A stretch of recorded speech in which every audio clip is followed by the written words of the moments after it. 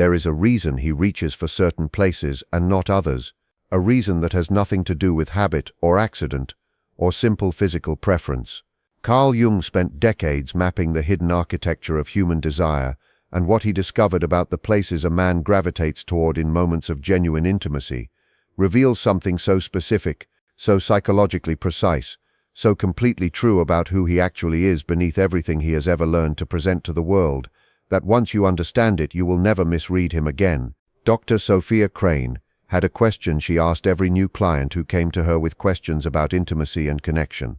Not immediately, not in the first session, but after enough trust had been established that the answer could be honest rather than managed.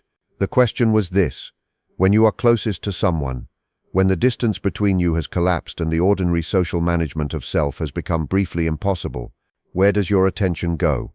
What do you reach for? What do you return to, again and again, without deciding to? The answers she had found were never random. They were never simply physical preferences in the ordinary sense. They were maps. Specific, detailed, psychologically precise maps of where a person is most essentially themselves, of what they are most deeply looking for in the experience of closeness, of what old hunger, what ancient unmet need, what specific form of recognition or safety or aliveness they are reaching toward when they reach at all. Carl Jung had written about this without using the language of intimacy directly. He had written about it through the concept of the libido, not in the narrow Freudian sense that the popular understanding of that word suggests, but in the broader, more fundamental sense that Jung intended, the life energy, the fundamental force of psychological vitality that moves through a person toward whatever it is that they most need in order to feel fully real, fully present, fully and irreducibly alive. Where the libido moves, Jung said, is where the deepest truth of a person lives, and in moments of genuine intimacy, when the persona has briefly stepped aside and the constructed management of self has been given temporary leave, the libido moves with its most honest directness toward exactly what it actually needs, not what it has been told to need, not what it has learned to ask for, but what it has always, beneath every learned behavior and every social adaptation, been reaching toward. Dr. Crane had a client named Rachel, who came to her not with a problem in the conventional sense, but with a question. She had been with the same man for 4 years. She knew him well. She loved him with a completeness that she had never felt with anyone before. And yet there was something she had never been able to fully decode about him, something in the specific places he gravitated toward in moments of intimacy that she felt contained information she was not yet equipped to read. She said, "He always comes back to the same places, not randomly, with a kind of intention that feels deliberate even when I do not think he is aware of it being deliberate. And I have always sensed that those places mean something specific, that they are telling me something about him that he cannot tell me in words. But I have not known how to read them," Dr. Crane said. "Then let us learn to read them together," because she believed, with the conviction that 2 decades of clinical work had produced, that the places a man gravitates toward in genuine intimacy are among the most honest communications he will ever make, more honest, often, than anything he says, because they come from below the level of language, from the place where the psyche operates without the editing function of conscious thought, from the layer where what a person actually needs exists in its most unfiltered, most genuine, most completely true form. Jung described 4 fundamental psychological orientations, 4 basic ways in which a person primarily relates to the world and to experience. He called them thinking, feeling, sensation, and intuition, and he believed that each orientation, when dominant in a person's psychology, shapes not just how they think and make decisions, but how they experience their own body, how they inhabit it, what they reach for through it, what they are looking for when they reach. The man who gravitates toward the forehead, specifically toward the space just above the eyes and along the crown of the hairline, is communicating something through that preference that has its roots in what Jung described as the psychological need for recognition of the inner life. The forehead is not, in the obvious physical sense, a site of heightened sensitivity. It does not carry the density of nerve endings that other locations do, and yet certain men return to it consistently, reach for it instinctively, seem drawn to it in moments of genuine closeness in a way that does not respond to simple physical logic. Dr. Crane's framework, built on Jungian foundations, understood this through the concept of psychological geography. The body as a map of interior states.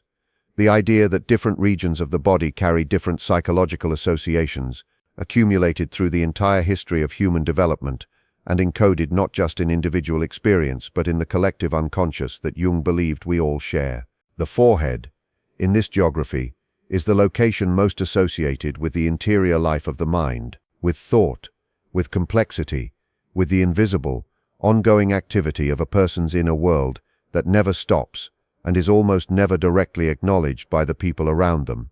When a man reaches for this place in intimacy, when he presses his lips or his forehead to that specific location on the person he is close to, he is communicating something that his language does not easily produce. He is saying, "I see that you are more than what is visible. I see that there is a whole world happening inside you that no one else is reaching, and I want to reach it. Not to understand it completely, not to manage it or explain it, but to make contact with the fact of its existence." Rachel listened to this with an expression that Dr. Crane had seen before, the expression of someone who has been given words for something they have been feeling without language for a long time. She said, "He does this, especially when I am in the middle of something difficult, when I am clearly inside my own thoughts and not fully present. He reaches for that specific place, and I have always felt when he does, that he is not trying to pull me out of wherever I am. He is joining me there." "Yes," Dr. Crane said. "That is exactly what he is doing.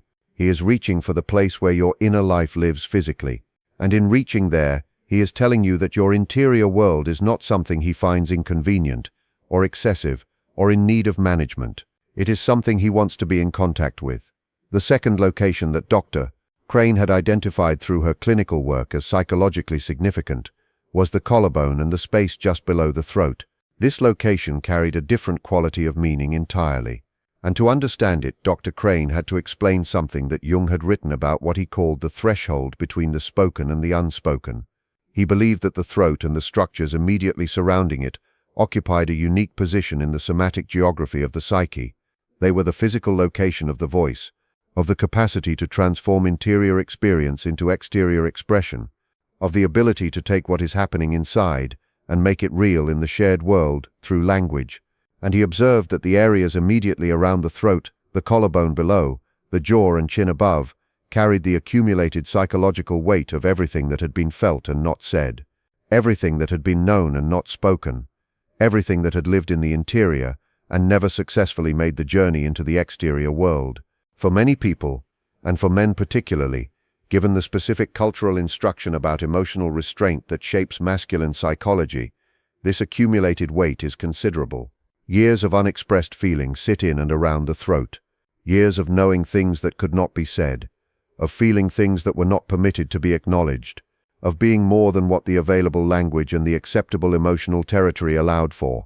When a man gravitates toward the collarbone and the base of the throat in moments of intimacy, he is, in the Jungian framework, communicating a very specific form of recognition. He is reaching toward the place where the unexpressed lives, where everything that did not make it into words is held, where the gap between interior experience and exterior expression is most physically present. He is saying, "I know there is more to you than what has been said. I know there are things in you that have not found their way into language yet, and I am not waiting for them to arrive in words before I reach for them. I am reaching for them here, in the place where they live before they become speakable." A man named Daniel had come to Dr. Crane, not directly, but through his partner, who had asked Dr. Crane whether she could understand something she could not explain. Daniel was a man of considerable emotional intelligence who nonetheless found the direct expression of his deepest feelings extraordinarily difficult. Not because he did not have them. He had them with an intensity that sometimes alarmed him, but because the path between feeling and language in his psychology had always been longer and more treacherous than it seemed to be for other people. He expressed himself, instead, through exactly this kind of physical reaching, through the specific location on his partner's body that he returned to again and again. The collarbone, the base of the throat, the place where the spoken and the unspoken meet. His partner said, "When he touches me there, I feel understood in a way that I do not feel in conversation," which seems backwards, but it is true. Dr. Crane said, "It is not backwards at all. It is the more direct route. He is communicating through the body what the language cannot yet carry, and the body receives it in exactly the register it was sent. The third location, and the one that perhaps required the most careful explanation in Dr. Crane's framework, was the space between the shoulder blades, the upper back, the place that a person cannot easily reach themselves. Jung wrote about what he called the blind spot of the self, the aspects of our own psychology that we cannot see because they are behind us, that we cannot examine because they are outside our direct field of vision, that we cannot easily reach because they require either a mirror or another person to make accessible. He believed that every human being carries a specific form of longing to have their blind spot addressed, to have the parts of themselves that they cannot see reflected back to them with care, to have the places they cannot reach touched with intention. And he believed that this longing, largely unacknowledged in the discourse of ordinary adult life, was one of the most persistent and most quietly aching forms of human need. The space between the shoulder blades is the most literal expression of this in the body. It is the place that is most directly behind us, the place we genuinely cannot reach without effort, the place that carries, in the somatic experience of many people, the accumulated weight of everything we are carrying that we cannot directly see or address.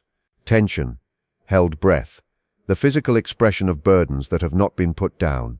When a man returns to this location in intimacy, when he reaches for the space between a partner's shoulder blades with genuine attention, he is reaching for the unreachable. He is communicating his intention to address what cannot be self-addressed, to touch what cannot be self-touched, to reach the place that requires trust in another person to be reached at all. This is not a small thing.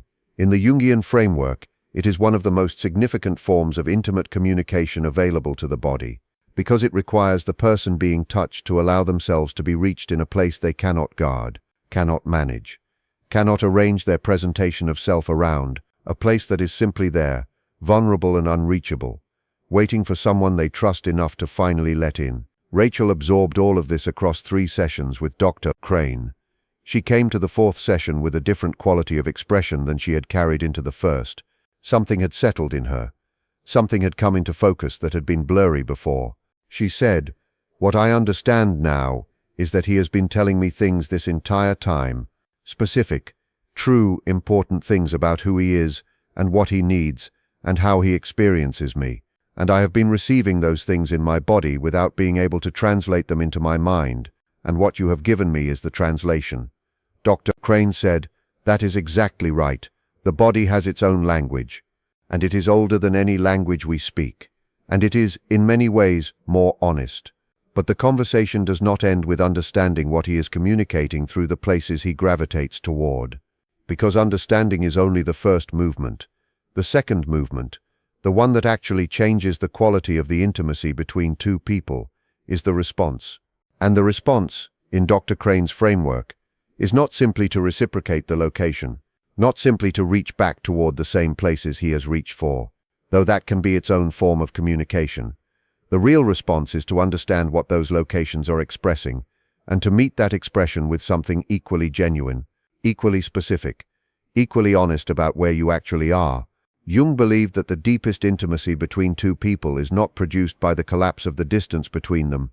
It is produced by what he called the mutual encounter of 2 genuine subjectivities, 2 people who are each fully present as themselves, not performing, not managing, not presenting a version of themselves that is designed to produce a desired response, but actually there, actually feeling what they feel, actually reaching from the place where they are most genuinely alive. And for that to be possible, both people have to be willing to stop reading the interaction strategically and start inhabiting it honestly. Dr. Crane had observed, over many years, that the most common obstacle to genuine physical intimacy was not incompatibility, or insufficient attraction, or any of the things that people usually identified as the problem. It was the gap between what was being communicated through the body and what was being consciously registered and responded to. The body was always communicating, always expressing, always reaching from the places of deepest need toward whatever might meet those needs. But the conscious mind, trained to manage and interpret and respond to the social layer of interaction rather than the deeper layer, often missed what was being said entirely. What happened when that gap closed? When both people began to receive and respond to the communication of the body as the genuine, specific, psychologically meaningful language that it was something that Dr. Crane had spent years trying to describe accurately. She called it convergence. The experience of two people finally occupying the same depth simultaneously. Not just the same room, not just the same conversation, but the same level of genuine presence, the same willingness to be reached in the places where the persona runs out and the person begins. A woman named Lydia had come to Dr. Crane 18 months before Rachel. She had been in a relationship with a man she described as emotionally fluent in a physical register, and almost silent in a verbal one. He was not a man who talked about his feelings. He was not a man who responded easily to direct questions about his interior life, but he communicated, through the specific places he returned to in moments of genuine closeness, with an extraordinary consistency and specificity that she was only beginning to understand how to read. She said, "I used to interpret his silence as absence, as not being fully there. But I think I had the translation wrong. I think he was fully there. I just did not know how to read the language he was using." She said, "Now I am learning, and what I am finding is that the language is not simpler than words. It is more complex, more layered, more specific. He is telling me things through where he reaches and what he returns to that I do not think he could find the words for even if he tried. And when I receive those things, when I let them actually land instead of waiting for the verbal version that may never come, something shifts between us. Something that was slightly out of reach becomes reachable." This is the transformation that Jung pointed toward when he insisted on the unity of the body and the psyche. The recognition that the deepest communications between people do not always travel through the channels that we have been taught to privilege. That the body speaks with a directness and an honesty that the conscious, socially adapted, linguistically managed mind sometimes cannot match. That to receive another person fully, to really let them arrive in all of their complexity and specificity and genuine need, we have to be listening with more than our ears. We have to be listening with the part of us that knows, without being told, what it means when someone reaches for the place where the inner life lives physically, what it means when someone returns, again and again, to the place where the unexpressed is held, what it means when someone chooses, in the moment of greatest closeness, to reach for the place that cannot be reached without trust. The places a man gravitates toward in genuine intimacy are not accidents. They are not habits without meaning. They are not simple physical preferences that can be understood without reference to the deeper architecture of who he is and what he carries and what he has been reaching toward, in one form or another, across the entire history of his life. They are the locations where his psychology makes its most honest contact with the world, where the persona is thinnest and the person is closest to the surface, where the deepest needs of his interior life press most directly against the skin and reach, through that pressing, toward whoever is close enough to feel it. To understand those places is to understand something about him that he may never have found the words to tell you, something that has been communicated through every return to the same locations, every instinctive reaching, every moment of genuine closeness in which the body said what the language could not. And to receive that understanding, to let it change not just what you know but how you are present with him, to meet what is being communicated with an equal honesty and an equal willingness to be reached in your own specific places, is to offer him something that very few people in a life are fortunate enough to receive. To be known, not approximately, not at the managed surface of the persona, but at the thin places, the true places, the places where the weight of being fully human is most directly felt, and where the relief of being genuinely met in that weight is the deepest form of intimacy available to us. Carl Jung spent his lifetime insisting that we are more than we know, that beneath the surface of the person we present to the world is a depth that contains things of extraordinary significance, things that cannot always find their way into language, things that express themselves instead, through image and feeling, and dream and the specific, instinctive, honest reaching of the body toward whatever it most needs. The places he reaches for are that reaching made visible. The question is not whether you can see it. The question is whether you are willing to understand what it means.